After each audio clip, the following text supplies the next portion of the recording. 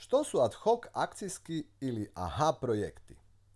AHA projekti su projekti organizacija civilnog društva koji nude brzi i učinkovit odgovor na neku aktualnu kriznu situaciju ili stanje u društvu.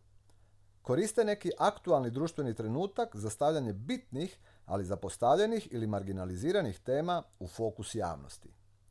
Koriste priliku za pripremu akcija i intervencija za postizanje sistemskih i dugoročnih pozitivnih društvenih promjena. Nude konkretna, kratkoročna rješenja problema neke lokalne zajednice i ciljanih skupina radi sprječavanja ili ublažavanja negativnih posljedica tog problema. Traju od 1 do 3 mjeseca i dovode do ostvarenja kratkoročnih i konkretnih rezultata i ciljeva, s iznosom potpore od najmanje 1000 do najviše 5000 eura, te su direktno povezani s prioritetnim područjima, očekivanim učincima i rezultatima Fonda za aktivno građanstvo u Hrvatskoj. Poziv za ad hoc akcijske projekte bit će trajno otvoren do kolovoza 2023. godine, odnosno do utroška raspoloživih financijskih sredstava.